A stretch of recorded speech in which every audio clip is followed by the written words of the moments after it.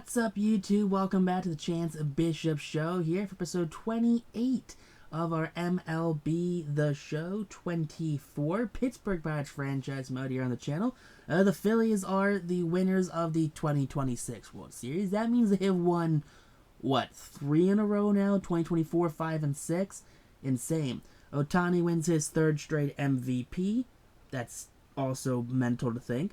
Sale wins the Cy Young, the first of his career, narrowly beating out Paul Skeens there. Ohtani wins the Banta. Whitley wins Closer of the Year. Bubba Chandler wins the Rookie of the Year. Third straight Rookie of the Year here for the Pittsburgh Pirates. Yeah, I think they had Skeens, Austin Martin, and now Bubba Chandler. Love to see that right there for Pittsburgh. Just finally figure out how to get young talent to actually be talent and not just young here with the team. Ohtani Silver Slugger for DH, beating out Schwarber, unfortunately. Let's see, Harper gets it, beating out, Rooker had it last year. So we got Berger beating out Riley for so he can get his third straight in a row. I'm glad to see that. We got Seiya Suzuki, Christian Yelich wins his third straight. Conforto wins postseason MVP here. Edmundo Sosa wins World Series MVP. Gunnar wins MVP for American League right there. Good old Gunnar Henderson. I like to see Gunnar doing well. Garrett Crochet wins it. All right, third different Song Award winner here for the American League. Jason Luke. I'm assuming that's a created player or like a AI player.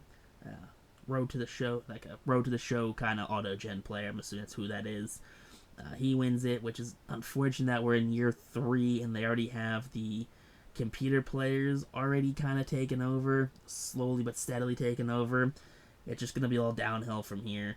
I mean, this is kind of get to my point where it's like, all right, 4 or 5 years in, it's like, all right, I don't care about trades. Trades are irrelevant at this point.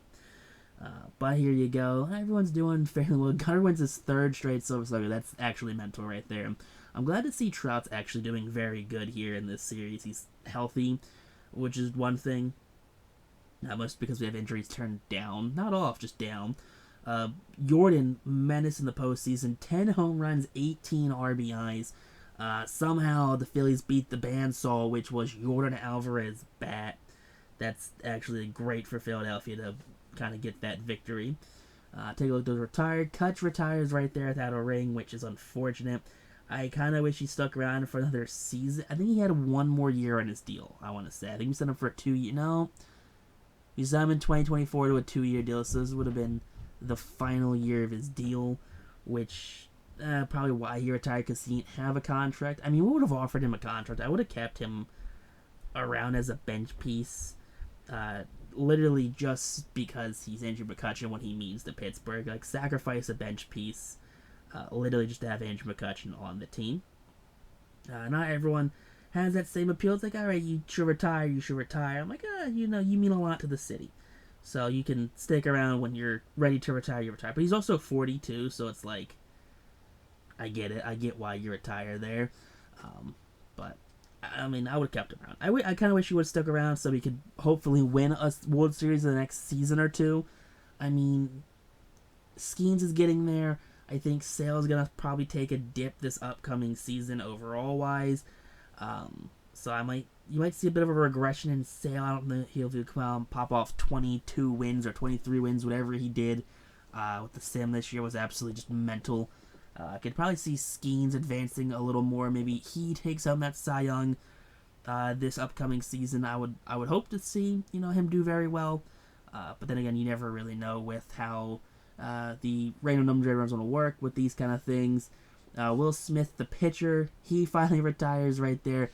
So you can't really bet who the World Series winner is going to be just based off what team he's on, because he won like 3 in a row because he was on 3 different teams that won in a row, from like Atlanta to Houston to Texas. Clayton Kershaw, there you go, he makes the Hall of Fame there, 239 and wins, 111 losses, 1 save. I think it's crazy that Kutch isn't in the Hall of Fame. He had over 2,000 hits. He had over 300 home runs. I think that's kind of garbage right there. We offer contracts here to actually, I don't know who we offer contracts to. We have the ability to offer contracts to these guys right here We're going to bring back Seawold on a 1-year deal just because he did well with us in the bullpen. 57 innings, it's hard to replace. And with Craig Kimbrell, 39 innings pitched. He is going to be 39 coming into the year. So wouldn't be surprised if he gets demoted at some point just because he's awful. We are going to offer some some arbitration offers to a bunch of players right now as well. I think Rooker's in the last year of his deal. I think Kelenick's either in the last year of his, or he has one more. There's a couple of guys who are kind of finicky on the fence on if we're going to kind of move on from them, just kind of let them walk. I don't really see us doing anything crazy with Rooker, even though he's in the last year of his deal. But he is also regressing because he is early 30s. He's like 31 right now. So he is starting to regress a little bit, which is brutal because there's no reason he should regress at 31. I definitely think the show needs to find a way to tune that. But I get why they had to crank it up and fix that, because they had an issue with like the show like 13 and 14 where you would get 44-year-old Albert Pujols and he was still just mashing home runs and he was still hitting 30 home runs and batting 300. So it kind of broke it on the back end. I think it has to be almost like Madden.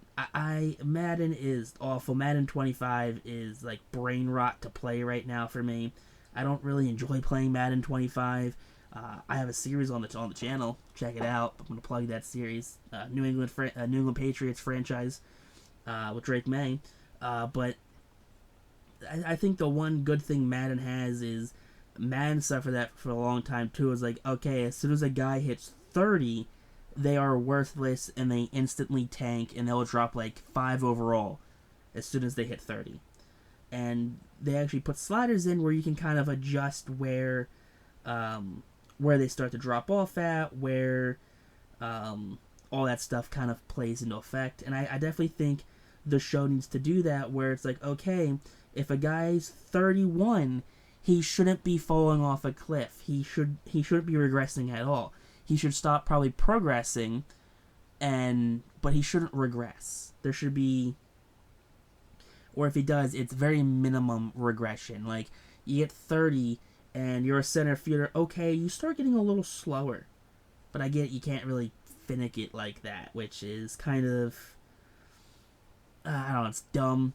But Pittsburgh, though, we're in a spot right now with our team where it's kind of like we don't really have any massive holes where we're going to be going after big free agents. So we're going to go after a bunch of bullpen kind of guys. So, like Montgomery here, long reliever, kind of with Diamondbacks the last couple seasons. He was in the bullpen all 64 appearances last year. Nick Castellanos to kind of fill in that Kutch role.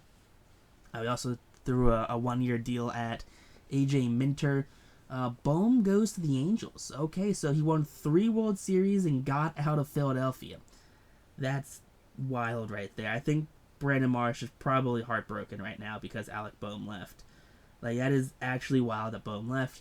Alvarado leaves after winning 3 in a row, and he goes back down to Tampa.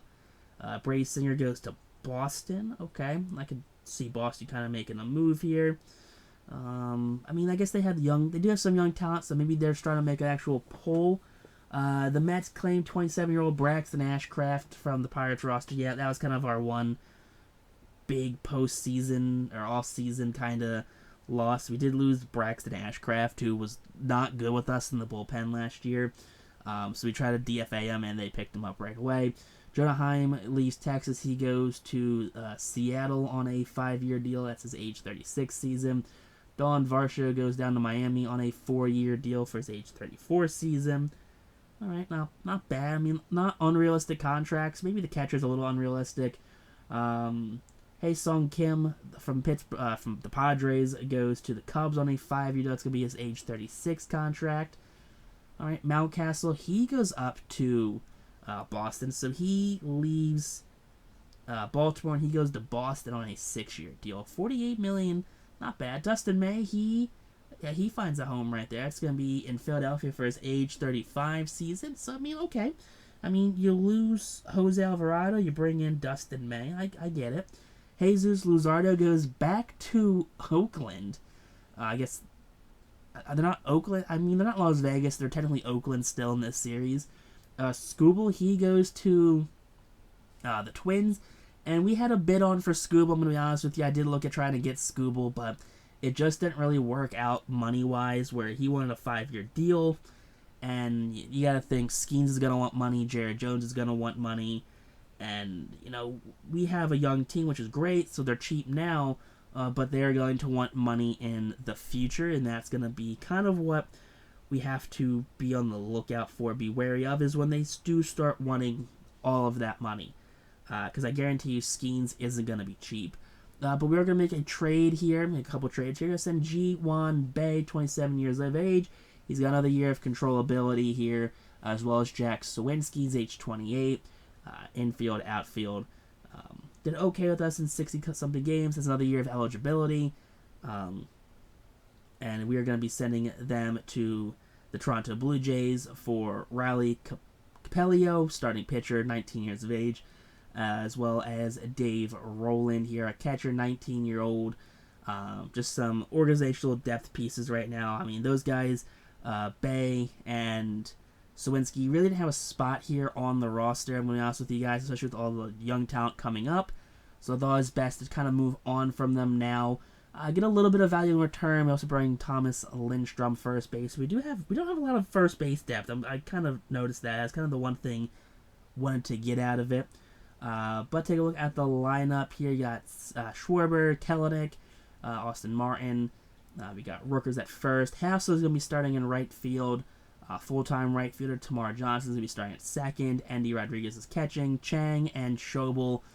So we also have Henry Davis on the bench with Nick Castellanos. Cody Clemens, Josh Palacios, and Carter Kieboom are going to start the season off on the 26-man roster. I can see those guys getting demoted very quickly depending on how they turn out. The rotation is going to be Skeens, Jones, Sale, Bubba Chandler, and Anthony Salamento. Priester and Montgomery are going to be the long relievers. AJ Minter, Mick Abel, Craig Kimbrell, Paul Sewald going to be plugging up the middle innings. And then we're going to be bringing up Forrest Whitley here as our closer. I mean, dude just came off reliever of the year. There's no way we're going to demote him. But next episode 29, will be taking on the Miami Marlins for the 2027 opening day. So definitely stay tuned for that one, guys. If you guys like this episode, hit that like button, comment down below. Let me know what you will have done differently. Until next time, YouTube, though.